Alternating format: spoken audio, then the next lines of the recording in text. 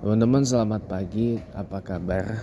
Sabtu 4 Oktober 2025. Kembali saya ajak teman-teman ya, besok jangan lupa kalau ada waktu luang, ada waktu lowong, datang ke kajian pola pikir Islami ya, bersama motivator kondang ya, Dr. Tubagus Wahyudi atau Om Bagus ya, guru sehat Kahfi ya, guru sehat lahir batin insya Allah ya. Hari Ahad besok 5 Oktober 2025 mulai pukul 8 pagi waktu Indonesia Barat. Tempatnya di Masjid Al-Karim Muimin Nur Permai, Pesanggerahan, Jakarta Selatan, DKI Jakarta. Datang ya teman-teman, jangan sampai rugi nanti kalau nggak datang. Pokoknya rugi deh kalau nggak datang. Teman-teman semuanya, sekarang kita bicara tentang beberapa waktu lalu sebenarnya kita udah pernah bahas ini, tapi nggak apa-apa, kita bahas lagi. Setiap negara ini kan pasti punya kurikulum pendidikan yang didesain searah dengan orientasi pembangunannya, atau searah dengan negara ini tuh mau menciptakan orang-orang yang mau jadi apa ya. Kalau USA, kurikulum pendidikannya didesain sedemikian rupa agar orang-orangnya banyak menjadi profesional. Jadi Amerika membangun para profesional lewat jalur pendidikan. Profesional di berbagai bidang pastinya. That is why kenapa saya kasih tahu mengapa orang-orang USA banyak yang jarang ambil kuliah. Banyak yang jarang kuliah, teman-teman. Ya, mereka nggak peduli, nggak harus berpendidikan tinggi gitu. Hanya beberapa aja yang menempuh sampai universitas bahkan doktor. Paling nggak sih ya rata-rata S1, bachelor's degree, atau paling nggak high school, SMA gitu loh. Atau paling nggak diploma secara diploma 1, 2, 3, 4 gitu. Itu S1. Paling nggak itu, paling tidak itu. Jarang yang sampai master's degree gitu. Makanya betul kata makanya benar apa kata yang disampaikan Ibu Dr. Sri Mulyani itu, bahwa orang USA itu sebenarnya nggak pinter-pinter amat gitu loh, tapi kok mereka bisa seperti itu karena pengelolaan aset. Tapi sayang kita nggak bahas itu. Itu poin pertama. Poin kedua nih, Jerman membangun SDM-nya lewat pendidikan yang diarahkan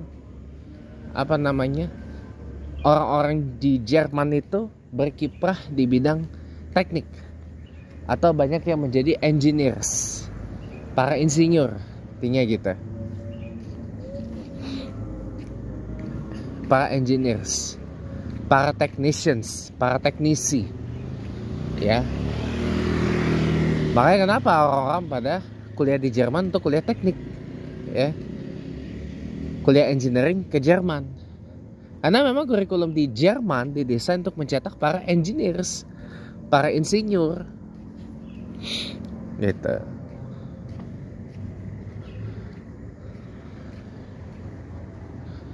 Jadi arah pendidikannya lebih ke arah membangun para insinyur kalau di Jerman itu ya.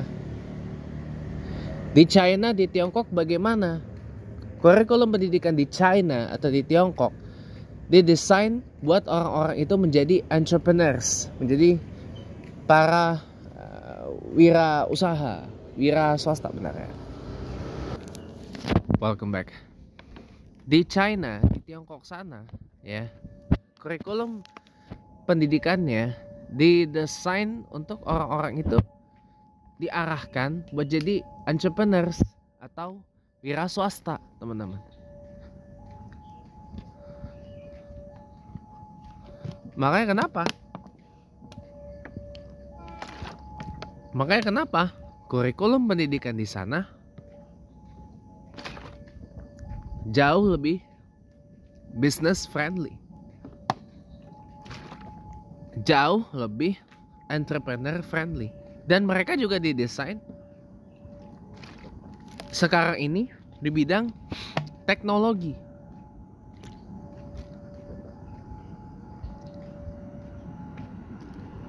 Ya, untuk menyaingi perkembangan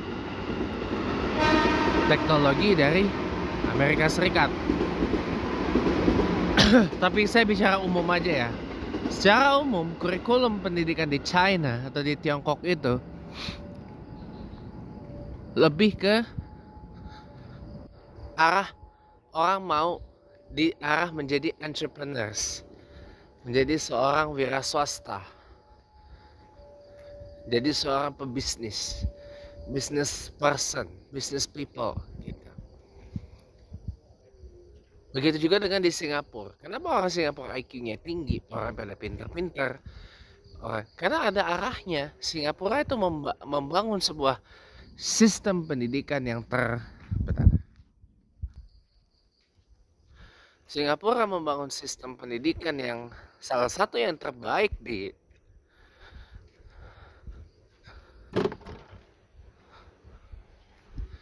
muka bumi ini adalah untuk apa?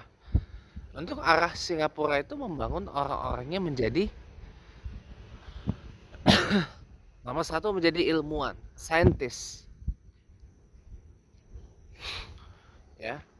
Nomor dua menjadi entrepreneurs, wirausaha, karena dominan Chinese, ya. Dan Singapura itu adalah salah satu negara yang paling business friendly di muka bumi ini. Makanya kenapa dorong banyak untuk terjun ke dunia bisnis dan dunia sains dan tech. Nah, bagaimana dengan Indonesia? Kurikulum pendidikan Indonesia ini nggak pernah jelas, ya. Ganti menteri, ganti kurikulum, ganti menteri, ganti lagi policies ya, kebijakannya. Macam-macam, ono hene segala macam, ya. Jadi kita hanya membuang waktu untuk sekedar bongkar pasang. Sekarang diganti presiden, ganti lagi. Kemarin digabung, sekarang dipisah-pisah lagi. Sekarang ada 3 kementerian sekarang ada 2 kementerian pendidikan. Pendidikan dasar, pendidikan menengah, pendidikan tinggi, sains teknologi. Satu lagi kebudayaan. Alasannya biar terfokus para menteri itu bekerja. Para menteri biar fokus satu aja bidang tugasnya. Jangan multi tugas gitu loh. Ya karena memang semua tuh tergantung presidennya. Kalau presidennya bisa multitasking, maka jumlah kabinet tidak akan sebanyak ini. Tapi kalau presidennya tidak bisa multitasking, ya jumlah kabinetnya ya sebanyak ini, ketara banget kan. Bukan masalah bukan hanya sekedar ketara bagi-bagi jabatannya, tapi ketara banget presidennya hanya bisa single task. Beda halnya dengan presiden-presiden sebelumnya yang memang multitasker. Terutama Pak Jokowi, harus saya akui. Kenapa Pak Jokowi kabinetnya masih berstandar kepada undang-undang sebelumnya 34 dan bahkan banyak menggabungkan kementerian. Seperti terakhir itu pekerjaan umum dan perumahan rakyat digabung jadi satu. Lingkungan hidup kehutanan digabung jadi satu. Ya. Kemudian transmigrasi dipindah dari Kementerian Tenaga Kerja ke pembangunan daerah tertinggal. Dipisah lagi. Terus di awal pemerintahannya memang sempat dipisah. Menteri pendidikan tinggi itu dipisah. Pendidikan tingginya digabung dengan Ristek pada waktu itu. Lalu balik lagi ke Kemendikbud. Lalu tahun 2021 digabunglah dua-duanya jadi Dikbud Ristek. Ya, dipisah lagi sekarang. Karena kita semua tahu siapa Pak Prabowo itu, beliau tidak terbiasa dengan multitasking. Walaupun dengan alibi biar para menteri itu terfokus kerjanya, fokus pada satu bidang. Saya maaf ya kalau jadi presiden ya nanti, suatu hari nanti, mungkin bisa jadi saya akan bikin sebuah kabinet yang kecil saja, kayak Javier Milei itu cuma 9 orang menteri ya, atau seperti kabinet interimnya Nepal sekarang ya, di mana Perdana Menteri Sushil Karma itu menjabat banyak sekali jabatan-jabatan menteri, termasuk menteri luar negeri ya. Selain daripada orang-orang yang ditunjuk untuk jabatan-jabatan menteri tertentu ya. Bisa dibikin seperti itu, bisa, malah itu lebih menghemat anggaran. Nggak harus kita lakukan efisiensi anggaran. Efisiensi anggaran itu bisa kita lakukan kalau kabinet merah putih itu dirampingin, dikecilin. Ini kan jumlah menteri udah 49. Tambah wakil menteri jadi 57 orang. Total ada berapa sekarang susunan pejabat menteri dan wakil menterinya? Udah lebih dari 100 orang. Ya. Karena balik lagi, memang harus kita akui bahwa Presiden Prabowo ini memang senang dengan tim yang makro. Karena memang kepemimpinan militer kan senang dengan yang makro-makro ya kan, yang besar-besar gitu kan. Apalagi Pak Prabowo juga badannya besar ya kan. Nah, jadi karena badannya besar ya, apalagi lama beliau berkecimpung di kepemimpinan militer ya, jadinya sukanya yang besar-besar gitu. Bahkan pengurus partainya aja, Partai Gerindra itu bisa sampai hampir 500 orang. DPP bisa 500 orang karena lebih percaya bahwa the bigger the better. Itu Pak Prabowo. Kalau Pak Jokowi tidak, smaller but fitter but better. Smaller, fitter, better gitu. Makanya kenapa di eranya Pak Jokowi ini istilahnya tuh benar-benar tidak semua pos kementerian itu punya wakil. Wakil hanya di posisi-posisi menteri yang strategik. Ya, pengusaha beda ya, Pak Jokowi itu kan pengusaha, bisnis eksekutif. Jadi tahu bagaimana mengkalkulasi anunya segala macam. Ya. Dan Pak Jokowi itu senangnya membentuk sebuah tim kecil, micro team, micro kabinet gitu. Kabinet kecil. Bukan kabinet yang terlampau besar seperti sekarang ini gitu. Ini kan kalau buat saya kan kabinet yang terlalu besar sebenarnya. Apalagi kan, mohon maaf ya, saya bukan anti dengan pembentukan Kementerian Haji ya. Saya bukan anti dengan pembentukan Kementerian Haji, tapi selama masih bisa diurus oleh Kementerian Agama melalui Dirjen PHU, penyelenggaraan haji dan umroh, kenapa harus dibuat kementerian sendiri? Kalau cuma alasannya karena agar lebih efektif komunikasi dengan Kementerian Haji Arab Saudi. Ya.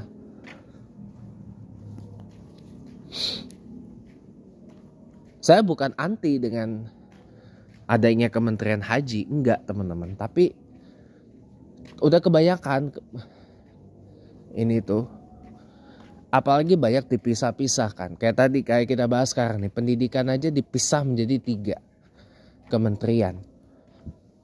Yang paling banyak dipisah tuh di bidang pendidikan sama Dikbud sama hukum. Ya, Kemenkumham dipisah jadi 3. Ada koordinatornya sendiri. Kemenkokumham, hukum dan HAM. Ada Kementerian Hukum, ada Kementerian HAM dipisah, dan ada Kementerian IMIPAS, Imigrasi dan pemasyarakatan yang semuanya itu tadinya dirjen dibawa ke Menkumham tadinya. Sekarang dirjen IMIPAS, dirjen imigrasi dan pemasyarakatan ada di bawah Kementerian IMIPAS. Ada kementeriannya, ada dirjennya. Ini kan gak efisien gitu. Tapi anyway, inilah. Makanya teman-teman, dulu sebelum saya tahu itu yang namanya GBHN, garis besar haluan negara, saya berpikir gini, kalau dulu GBHN itu tidak dihapus ya, mungkin kita bisa mengarahkan pembangunan Indonesia ini mau kemana? Mengarahkan pembangunan sumber daya manusia. Orang Indonesia mau jadi apa? Kalau USA pengen jadi profesional. Kalau Jerman, engineers, insinyur. Tiongkok, wirausaha, pebisnis. Nah kalau di Indonesia apa? Orang-orang mau dibangun mau jadi apa? Gak pernah jelas. Arah pembangunannya mau kemana? Baru-baru tiap ganti presiden, ganti arah pembangunan. Tiap ganti ini direksi pembangunannya. Jadi nggak pernah jelas ini mau dibangun jadi apa Indonesia. Kalau memang Indonesia mau dibangun, orang-orangnya jadi para penghafal Al-Quran, ya pusatin pendidikan itu ke situ, arahkan pendidikannya ke situ. Kalau Indonesia pengen dibangun, sebenarnya gini teman-teman, saya bongkar dikit ya, saya bongkar aja. Sebenarnya Indonesia itu kuat di pertanian. Sawah-sawah kita ini sebenarnya masih banyak kalau nggak dimalingin semua sama para orang-orang yang tamak dan rakus, teman-teman. Sawah-sawah kita sebenarnya masih banyak. Ya. Cuma karena kita dalam tanda kutip latah ya. Akhirnya apa? Banyak lahan sawah keambil jadi lahan industri. Banyak lahan sawah jadi perumahan. Itu. Bentar. Terus saya. Ya lanjut ya. Saya putar sekali lagi deh. Gak apa-apa. Biar enak. Jadi teman-teman. Banyak lahan sawah yang kemudian beralih menjadi lahan industri. Satu. Yang kedua. Banyak lahan sawah menjadi perumahan. Seperti ini. Yang ketiga. Banyak lahan. Tadinya sawah. Beralih menjadi tempat pariwisata. 4. Lahan sawah banyak tadinya. Kemudian berubah menjadi pusat perbelanjaan. Jadi pusat hiburan. Nah, ini kan udah fatal. Padahal ya, dan belum lagi yang kelima, pemerintah Indonesia kurang memperhatikan para petani. Para petani masih dibiarkan bertani dengan alat-alat yang telah berumur, yang telah berusia lanjut. Ya, begitu panen nggak ada yang ambil itu hasil taninya. Kita mesti impor hasil tani dari negara orang. Sementara hasil tani dari negara kita nggak banyak yang diambil.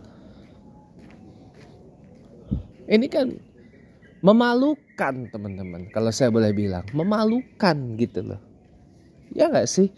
Saya harus ngomong seperti ini loh. Saya harus ngomong seketus ini, coba bayangin. Ini kan memalukan. Ya. Nah kalau memang udah menyadari ini bahwa Indonesia sebenarnya adalah kuat di pertaniannya, kuat di agrarianya. Ya kita nggak usah ikut-ikut Jepang yang tadinya merupakan negara agrarian, negara pertanian, menjadi negara industri. Kita nggak usah ikut-ikut itu. Ya, kuatin sektor pertanian ya, arahkan sistem pendidikan, membangun banyak orang-orang Indonesia menjadi apa? Menjadi petani. Itu yang harus dilakukan. Ya, mendorong banyak. Kenapa anak-anak zaman sekarang banyak yang nggak mau jadi petani? Masalah duit teman-teman. Uangnya kurang kalau jadi petani. Uangnya kurang.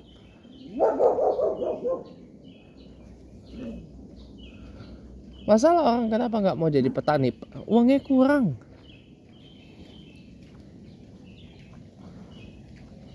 Uangnya kurang. It's all about money. Ya nggak? It's all about money, teman-teman. Hanya masalah uang. Uangnya kurang. Orang pada nggak mau jadi petani. Coba kalau sistem pendidikannya diarahkan menjadi petani, orang bertani, ya, sistem pendidikannya diarahkan kepada sektor pertanian misalkan, atau sektor pangan paling tidak. Apalagi kan dicita-citakan Indonesia ini menjadi granary, lumbung pangan terbesar di dunia gitu kan. Ya, harusnya kalau memang begitu, ubah dong sistem pendidikan kita menjadi sistem pendidikan yang orientasinya orang-orang ini berkecimpung di dunia pangan.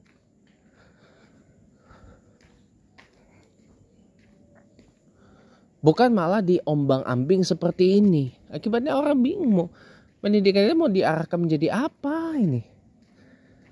Harusnya kalau kita kuat di sektor pertanian, ya arahkan ke sistem pendidikan ke sektor-sektor yang ramah kepada pertanian. Kalau kita kuatnya di pangan, ya harusnya dialihkan ke arah orang-orang berkecimpung di dunia pangan. Kalau sektor kita kuat di bidang energi dan sumber daya mineral, arahkan pendidikan kita untuk membuat orang-orang menjadi yang berkecimpung di dunia energi atau tenaga gitu. Jadi bukan diombang-ambing kayak gini. Memang udah waktu Indonesia tuh di reset sih. Dan GBHN itu harus jalanin lagi. Paling tidak tentukan negara ini mau membangun orang-orangnya menjadi apa. Semua dimulai dari kita, teman-teman. Ya, kalau bukan dari kita yang memulai, lalu siapa? Terima kasih teman-teman. Hiduplah Indonesia Raya, Indonesia Maju, Indonesia Sejahtera, Indonesia Kaya, Indonesia Jaya.